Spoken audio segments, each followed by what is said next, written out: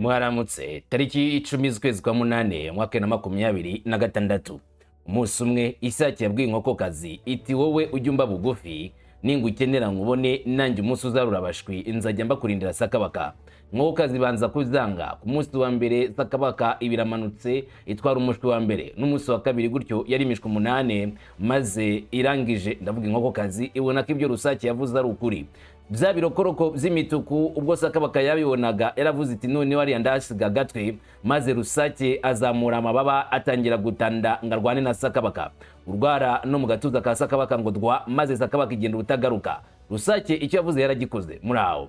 Muri Irani ndetse n'Uburasirazuba bwo hagati bikomeje kubayo ni hame ngo Irani yabwiye abakorana nayo ko izabarinda akarere kose izakarinda umutekano nta kabuza. Nka rusake kuri sakabaka nibyo na Leta zimwe za Amerika mu cyapa cyabo harimo sakabaka nako mu kirango cyabo. Muri uyu munsi cyangwa se muri kino gihe ibikomeje kuba mu Burasirazuba hagati reka tubyite ishyano mu buryo butunguranye cyane. Ubwato bufitanye isano na Leta zimwe za Amerika burasiwe muri HMS aho intwaro zikomeye cyane za RGC zatatse ubu bwato ubwo bwacaka muri Hormuz ku nkombe zegereye ikigo cya Oman Kasaba. N'ubwato bwari butwaye petrol nyinshi bivuga ko bwarashwe ibisasu bibiri biturutse ku bwato cruise missile maze birangira abonetse iturika ndetse n'umuriro mwinshi kuri ubwo bwato butwaye petrol bufitanye isano na Leta zimwe za Amerika. Tukivuga kuri izo ngibyo ariko kandi none mu buryo butunguranye cyane muri Burasirazuba bwo hagati inshuti za Iran zatangije ibitero bishyashya ku gihugu cya Saudi Arabia Saudite nayo bari kuyibasira ku rwego rudasanzwe nyuma yuko bamaze kwiteguza ko umuriro uzayakaho ku rwego ruremereye bitewe no kwiga gufata Leta zimwe za Amerika baganashaka kubangamira aba Houthi bo muri Yemen. Agira bati mwebwe ubundi rero mwaribeshye kare cyane mwiringiye kirimo ubusa ikindi kandi mutangira kuzamura umutwe ubwo rero tugomba kuwumena. Ni ibitero biremereye cyane byaturutse nanone mu majyepfo ya Saudi Arabia byibasira ibigo byabo binini bitunganya petrole. Nkubwira ko petrole ku isoko igiye kongera guhenda maze essence ikongera kutumbagira wewe uyikoresha ubura bikamwe amafaranga kuzagura litiro yageze ku 4,000 nangwa 5. Yego bitewe nuko ikigo gikuru cyangwa se ikigo kinini cya Aramco cyatatswe noneho byanyabyo apana twazotero shuma twe tumaze iminsi tukigabwaho nko gushimashima habaye ibitero byo kurikimbura ku rwego rukomeye muri Arabia Saudite. Fujira ntago ikiri inzira nyabagendwa yo gucishamwe ibicuruzwa nyuma yuko nyine Hormuz byanze. Fujira nayo yongeye kwatakwa n'aba Houthi bo muri Yemen. Ibi navyo ndabikubwira bitari byo gusa ariko nanone turagaruka kuri iki gikorwa gihambaye gikomeje kubera iruhande nanone rwa Red Sea inyanja itukura. Indege ihenze ya Leta zimwe za Amerika izwi nka MQ-9 Reaper ya drone yarashwe n'abarwanyi bari kumwe na Irani maze indege bayihindura ubushwangi ku buryo itabasha gukomeza kurangura amabanga yayo bayishyize hasi. Ambasade ya Leta zimwe za Amerika muri Djibouti izishyira hanze iritangaza umubona ndaza gusana mu kanya gato kari imbere ivuga yuko bumiwe babonye akaga gakomeye kabaziye bati burya mwa bano bagabo barakomeye baranakaze kubataka no kubiyenza nakaga gakomeye. Nyamara ariko kandi ku rundi ruhande Leta zimwe za Amerika biravuga ko iri gushaka uburyo yacika iyi ntambara ngirebe yuko yayivamo amahoro. Nibikomeje gutangazwa ko Leta zimwe za Amerika nyuma kubona ko Iran irwana mu buryo bw'imbaraga cyane ikoresheje imbaraga ziremereye ngiye kirageze ngo Leta zimwe za Amerika yivane muri aya matati ibibazo ikomeje kwishyiramo byo kurasana na Iran ngo ari buryo bahunga iyi ntambara. Ariko si Donald Trump wenyine ahubwo bamwe mu senateri nka senateri uzwi nka Chris Musifti yagaragaje neza ko Leta zimwe za Amerika zahombye. Depleted American munitions so dangerously that we are now exposed. Amagambo yavuze ndayakugezaho agaragaza neza ko Amerika yatsinzwe intambara Iran igakomera. Yes, is it true? Mbese Amerika koko yabaye inyane yenye Iran irakomera. N'umusenateri si jewe taza kumva magambo ye maze abari nyuma Leta zimwe za Amerika mwumva umunyamerika uri mu nteko ishinga amategeko umutwe wa Sena icyo avuga ikapital. Hanyuma tubyo turamaza kwigarukaho ariko kandi iki ngiki kidasanzwe kiri kuvugwa nyuma y'igihe bivugwa ko Mujtaba Hussein Hamney yaba yarakomeretse bikomeye ngisura yarangiritse amaguru yombi yaravunaguritse bitewe ngo n'ibitero bidasanzwe byaturutse ku gihugu cya Leta zimwe za Amerika na Israel. Amashusho yongeye kugaragara agaragaza Ayatollah Hussein Hamney cyangwa se Mujtaba ari kumwe n'abantu bisa naho nyine arimo kuganira nabo abigisha. Bivuga yuko ubundi umuyatola aba ari n'umushehe mukuru, birumvikana. Aya mashusho yarikoroje rero mu burasirazuba bwo hagati no kuri Leta Zunze Ubumwe za Amerika, ngo uyu mutipe, reka mvuge gutyo, ngafite umujinya w'umurandurazuzi wo kuzahorera se Ayatollah Ali Khamenei ndetse no guhorera umugore we n'umuhungu we na nyina. Niyo mpamvu muri Leta Zunze Ubumwe za Amerika zakoze ikosa ryo kwica Ayatollah batarica umugabo. Bimeze bite? Reka nze byose tubigemo kamwe gukandi kuri kuvugwa mu karere kuri burasirazuba bwo hagati bijyana ingaruka ku isi yose muri rusange. Jewe Ndumungu wa Kamanzi w'u Rwanda, ngo ikaze kuziyane ku musozi nk'ibisanzwe. Ikaze kuri mwese.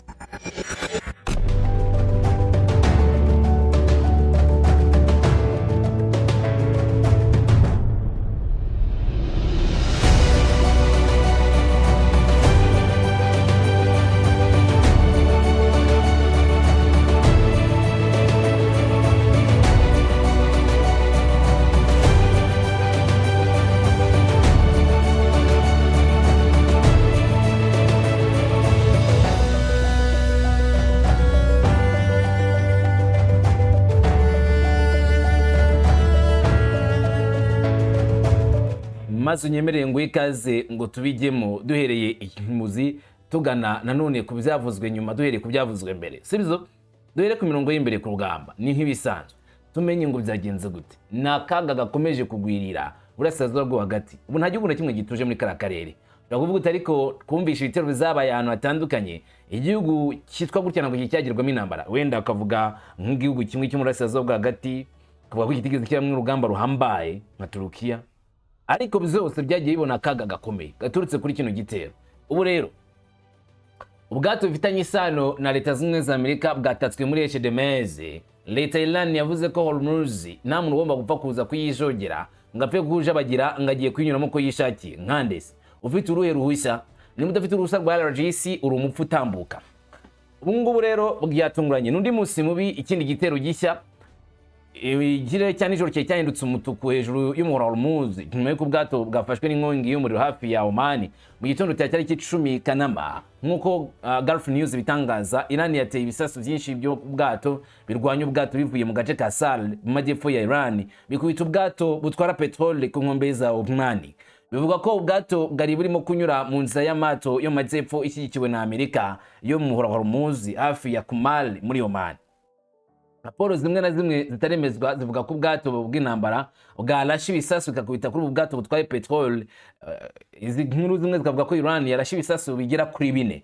Hari n'ikindi gikomeje kuvuga yuko usibye n'ibyo bisasu hari n'indege zikora uburinzi za Leta Zunze Ubumwe za Amerika zo muri ako karere ngo zaba zakubiswe ibisasu biremereye mu majyepfo ya Iran nk'indege ya MQ-9 Reaper isanzwe ngo ikora ubugenzuzi mu kerekezo cya kara karere, ngaho wareba nimba nta hantu harimo za rocket launchers za Iran kugira ngo bazitimbure bazirasitse zagira igihombo ziteza.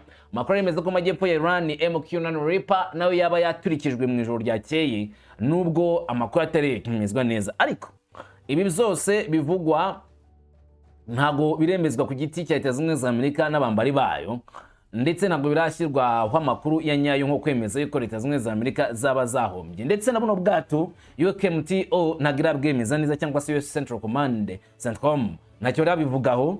Gusa mu itangazo riheruka igitero cya nyuma cyagabwe ku bwato cyabaye ku ya 8 Kanama 2026 mu birometero 18 ni mu burasirazuba bwa Kasab muri Oman. Amakuru yemejwe avuga ko ubwato bwagonzwe n'ibisasu bitazwi ngaho byaturutse neza biteza inkongi.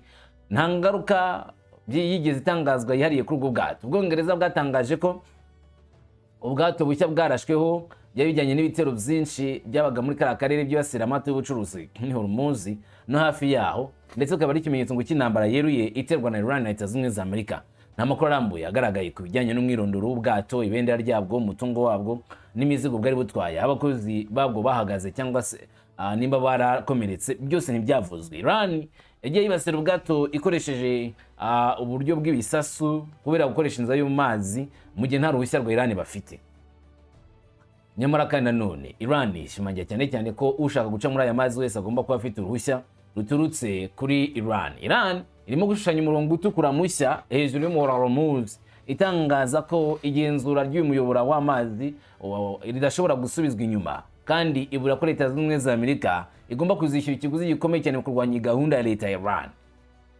Amerika izabyishyurira niba ishatse guhungabanya gahunda. Umuvugizi w'ingabo za Iran Brigadier General Mohammed Al-Khamenei yavuze kwa gatandatu ko itegeko rya Iran ubu ngubu riri kurenga umugezi wa Hormuz, kandi ko ingabo za Iran zizakomeza gushikama, zizakomeza gushimangira iyi gahunda yo kugenzura aho bavuze ko bagomba kugenzura. Al-Khamenei yavuze ko itegeko rigenga inzira y'amazi ridashobora gusubirwaho, yongeraho ko leta z'ubumwe za Amerika nta yandi mahitamo zifite uretse kwemera uko ibintu bimeze cyangwa guhangana n'icyo yavuze ko ari ibiciro biruta ibyo bahuye nabyo bizamuka mu bihe byashize. Muri make gushora intambara kuri Iran bakaza kuyishyura. Yanashimangiye ko ingabo za Iran cyane cyane ingabo zikomeje kwiyemeza kurinda igihugu. IRGC yavuze ko ziteguye gutanga igitambo kugeza ku mpeshyi ya nyuma cyangwa se mu yindi mpeshyi izaza, bakirwana ndetse n'izakurikiraho. Nta kabuza bazakomeza kurwana kugeza amaraso yabo amenewe igihugu cyabo. Umuburo uje mu gihe inzira ya HOMBEJE ikomeje kuba inkingi y'imirwano hagati ya Etazini na Iran, ndetse no kubwumvikane buke bukomeje guterwa no kubimura muri Amerika ushaka ikawubura. Nimwe mu nzira zikomeye cyane zimwe mu petroli nyinshi ku isi. Umuyoboro w'amazi wabaye ikibazo gikomeye mu gihe cy'amakimbirane hagati ya Washington na Tehran, ariko amakimbirane n'uyu munsi ntagarabona iherezo ryayo. Kugeza ubu ubutumwa bwa Tehran burasobanutse neza. Iran ivuga ko itegeko yatanze ryashyizweho i Hormuz ritagomba kumvikanwaho n'uwari wese, kandi ko kugerageza kurivuguruza bishobora ahubwo kugira ikiguzi kinini cyane bizana ku muntu wese ushaka kuvuguruza iryo tegeko ry'uko HOMBEJE ari inzira ifunzwe igenzurwa n'abanya-Iran ubwabo. Etazini igomba kurebera kure, yajamura icwanga impanga bakayimena. Uko nkuko niko bigomba kugenda muri kara karere. Hama nimaze kukubwira ibyo muri Hormuz. Inshuti za Iran nazo zateguje ibitero byinshi, ariko noneho zanatangije ibitero bidasanzwe ku gihugu cya Arabia Saudite, aho avuga ko iki gihugu cya Arabia Saudite kiri guhura n'uva gusenya bitewe n'ibitero biremereye cyane byakozwe n'abashyigikiwe na Iran. Uti byagenze gute mbwira?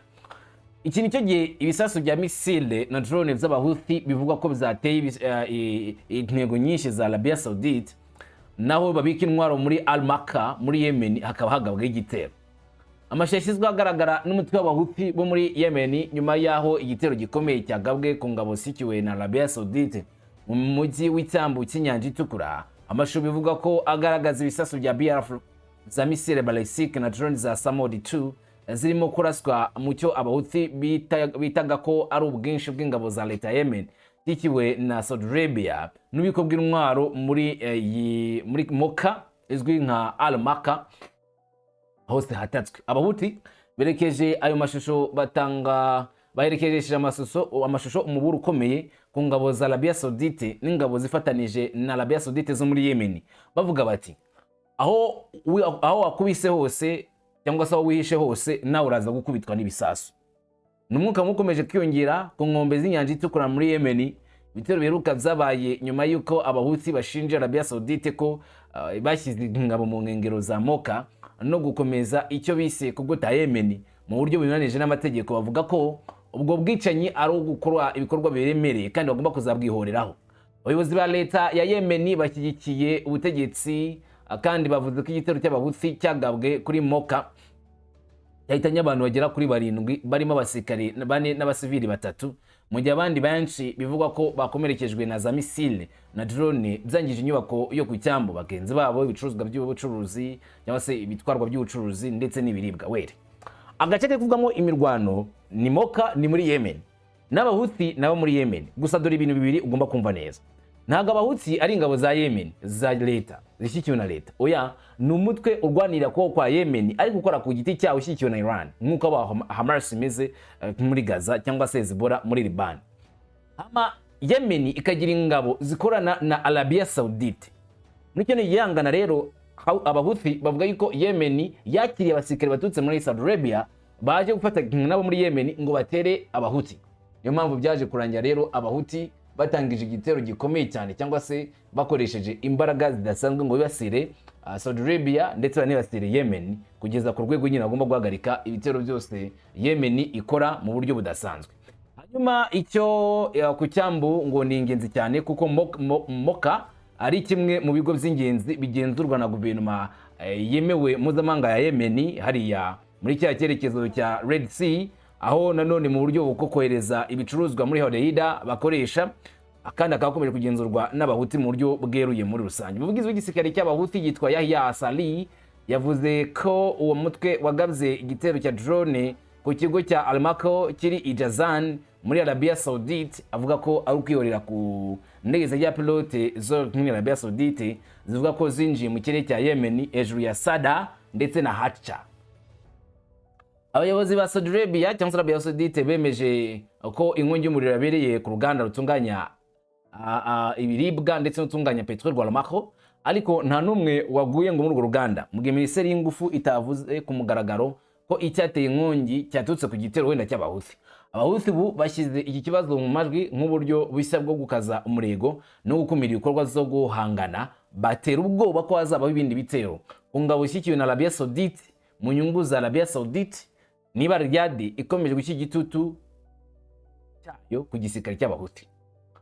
Umwe mu bayobozi bo muri Yemen yavuzwe na Al-Maidin atangaza ko ibitero za abahuthi kuri Al-Maka na Malibi byibasiriye abapolisi ba Arabia Saudite ahantu hanini agizwe n'ingabo naho ububiko bw'intwaro buherereye, ndetse anavuga ko ingabo z'abahuthi zikomeje kugenzura ibikorwa bya gisirikari za Saudi Arabia muri kariya karere.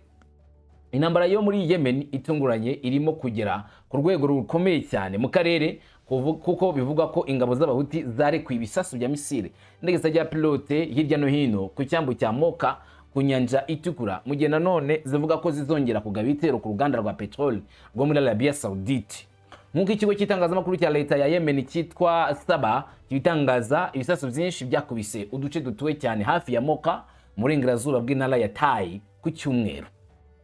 Nk'uko Al Arabiya ibivuga, umuyobozi w'icyambu cya Moka yavuze ko abakozi benshi bakomerekejwe n'ibi bisasu nyine byatewe na abahuthi mu gitero. Nk'itangazo yashyizwe ahagaragara, abahuthi nabo biyemereye ko ari bo bateye icyo gitero, bavuga ko kandi bakiteguye gukora n'ibindi birenze icyo bakoze, bazakomeza gukora ibitero byinshi bakoresha drone na misile. Umuvugizi w'igisirikare cy'uyu mutwe yavuze ko igitero cyateje isenyuka rikomeye ry'ibikoresho n'intwaro, bitana abantu benshi ndetse bandi baranakomereka, harimo n'abaturage ba Saudi Arabia. Abahuthi banashinje Arabia Saudite kwibasirika abaturage ba Yemen, bakinaburira ko bazakomeza kurwanya icyo bita gahunda ya Riyadh muri ako karere itameze neza. Hagati aho abaturage nabo bavuze ko bumvise ibiturika ibisasu, kimwe kivugira hirya ibindi bitandatu bikurikirana aho nabyo bisakuza. N'umusirikare ba leta yavuze ko ingabo zo mu kirere zashyizwe mu mwanya wazo ngo bahangane n'ibitero by'abahuthi mu kirere babihananura. Ibitero bivuga ko zibasiriye ibikoresho bya gisirikari bya Saudi Arabia byari birutse kugera ku cyambu kandi byari bigenewe ingabo za Saudi Arabia ziyobowe na Yemen. Ukiyongera kw'ibikorwa bya gisirikari byaje hamwe n'ikirego cy'umutwe w'abahuthi bashyigikiwe na Iran cyuko ngo bateye uruganda rutunganya petrol rwa Almako Ijazan ku nkombe z'inyanja itukura muri Arabia Saudite. Umuvugizi w'igisirikare yavuze ko abahuthi bakoze igikorwa kibi, ariko abahuthi bavuga yuko ari igikorwa gitagatifu ari gukora mu kwibasira Riyadh nayo itoroheye cyane cyane aba basore ndetse n'abagabo bo muri uyu mutwe w'abahuthi. Hari indege bivuga yuko ari ya Leta Zunze za Amerika nayo yaturikiye mu cyerekezo cy'ikuramwo urugamba rutoroshye yitwa MQ-9 Reaper, drone igura hejuru ya miliyoni 30 z'amadolari, ni hafi miliyari 30 zirenga z'amafaranga y'u Rwanda. Ni drone rero zimaze kwibasirwa cyane kuko zinakoreshwa cyane muri intambara muri Asazuba bwo hagati, aho Leta Zunze za Amerika zibona ko iki ari kimwe mu bikoresho by'ingenzi cyane byo kwifasha cyane cyane mu rugamba nk'urunguru babahanganyemo n'abasirikari bakomeye, by'umwihariko igisirikare cya Irani n'abambari bacyo.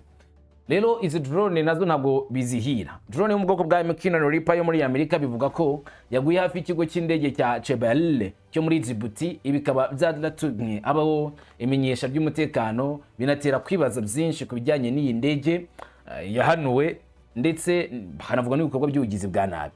Itangazamakuru ya Press TV ryo muri Iran rivuga ku muburo watanzwe na ambasade ya Amerika mbere, ryatangaje ko ambasade iri no gukurikirana indege ngiri mu kaga mu kirere cya Djibouti. Risaba abantu kwirinda kujya muri ako karere gakikije aho indege yaba yaraguye muri Chebel. itangazo ry'ambasade y'Amerika ntiryagaragaje indege cyangwa ngo risobanure icyateye icyo gikorwa kibi, ariko raporo nyinshi n'itangazamakuru n'amakuru afunguye byagaragaje ko iyo ndege ari indege ya MQ-9A Reaper yo mu ngabo zirwanira mu kirere za Amerika. Bivugwa ko yatakaye nyuma gato yo guhaguruka ku kibuga cy'indege cya Chevel. Ibyabaye nk'impanuka idasobanutse neza kuri iyi ndege, kandi nta bimenyetso byemewe biratangazwa niba ari indege yagize impanuka cyangwa se niba igikorwa giteje akaga cy'igitero cy'abahuti cyagabwe kuri iyi ndege. Umutwe w'abahuti ushyigikiwe na Iran muri Yemen ufite amateka yo kwibasira indege za MQ-9 Reaper zikorera muri ako karere. Itsinda ryari ryavuze ko ariryo ryahanuye indege zijya pilote zo muri Amerika, nubwo imiterere n'imibare bivugwa muri raporo bitandukanye cyane n'ibigaragara.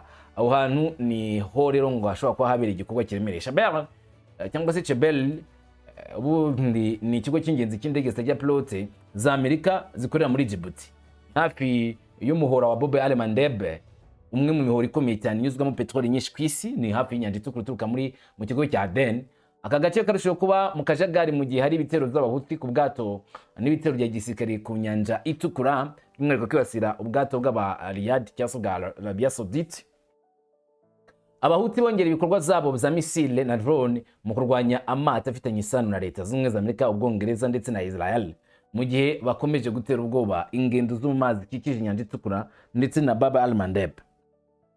Ubushobozi bw'uyu mutwe bwo gukoresha indege zijya pilote na za misile ni ubwa kera kandi bushyigikirwa n'ingabo za Iran, aho bakomeza kugira ubushobozi bukomeye. Muri Nyakanga, igitego cy'indege zijya pilote cyavuzwe ko cyangije ikigo cya INDEGE ku cyambu cya Dita mu Misiri, ndetse amwe mu makuru avuga ko icyo gitero cyatewe n'ingabo z'abahuthi, nubwo bitavugwaho rumwe ku byerekeye indege zijya abatreve bagikomeje gukora ibikorwa biremereye cyane byo kugaba ibitero muri kara karere. Uvuze ko abahuthi batari abanyembaraga wawe wibeshye cyane, kandi uvuze yuko akaga kari kuvugwa muri kara karere atari akaga gakomeye nabwo wawe wibeshye, kuko bigaragara nkiza cyane ko yaba Amerika, yaba Saudi Arabia, baba Djibouti ndetse n'abandi abona ko akaga kabasatira.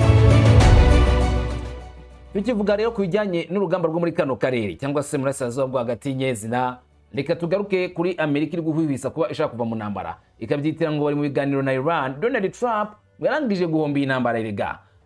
Urugamba rwangije kumunanira bitewe n'uburyo abonamo ko Iran isubizanya umujinya w'umuranduranzuzi ikoresheje imbaraga zidasanzwe, ikarwana ku buryo bukomeye, ku buryo butandukanye n'uko bari batekereje Iran imbere bajya kwiga bagitero. Ngo kwa kundi ujya kumenyera ikimasa uzi neza ko uraza kukizirika umuziriko ugasanga kiguteye ihembe gitoboye urubavu gihinguranyije mu mugongo, niko Iran iri kugenza Leta Zunze Ubumwe za Amerika. Bibwiraga ko ari inka bagomba kuzirika bakayobora aho bashatse, ariko ibyo Iran yagaragaje neza cyane ko atagafuka imvugo rimwe. Perezida wa Amerika Donald Trump asa naho atinze kongera guhangana bikomeye na Iran. Zibuze kugeza ubu ngubu ibitero bya Amerika kuri Iran bisa nkaho bikugenda bigura intege nyuma y'amezi menshi y'imirwano no gukomeza guhagarika umura Hormuz, ikibazo cyateje uhungabana muri Burasirazuba bwo hagati ndetse no ku isi muri rusange.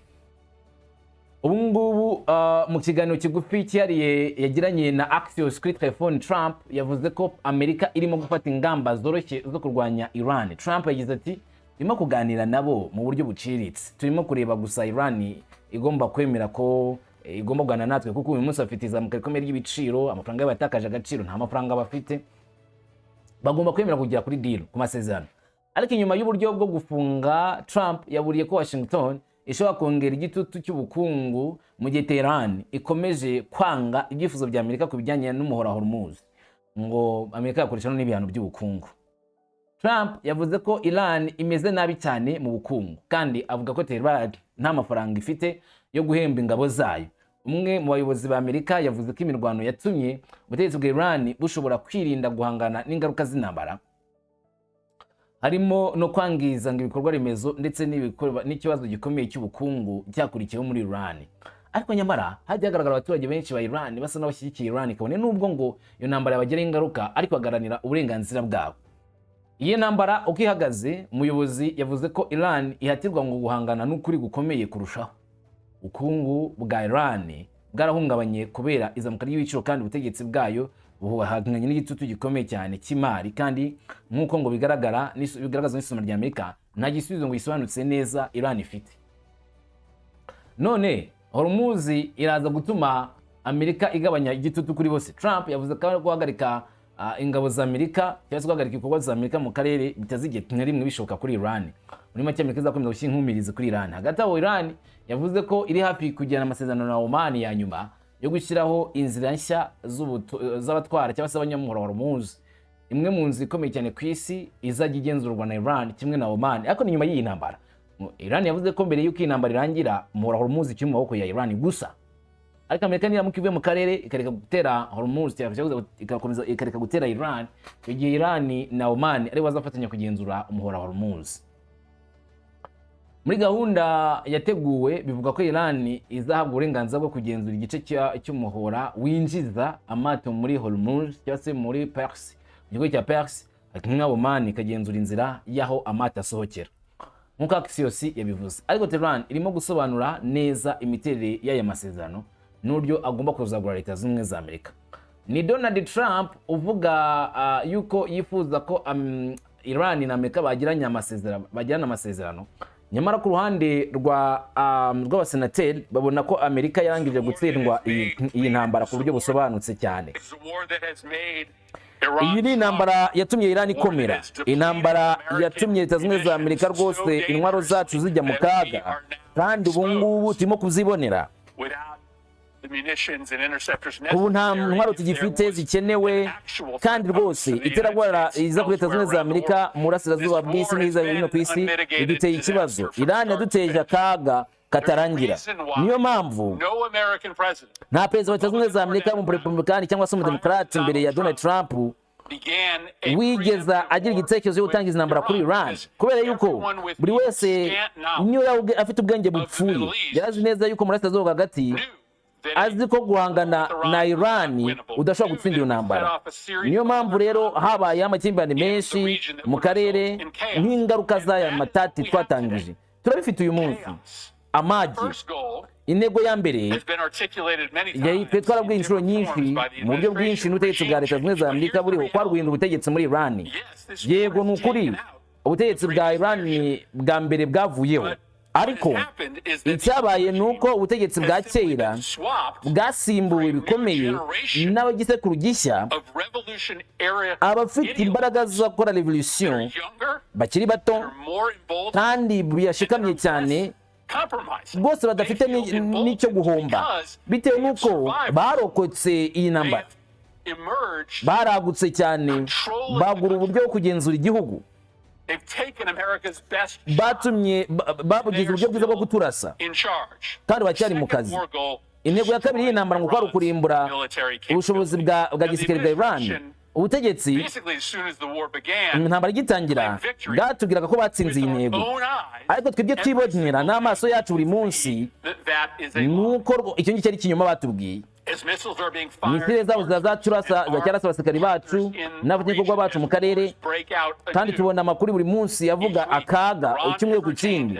Iran yagaragaje imbaraga ifite 70% za misile y'inyongera ku uko byayimeze mbere, ni misile ziraswa mu gihe dutakaza miliyari zanga ijana mu minsi ya 40 gusa y'intambara.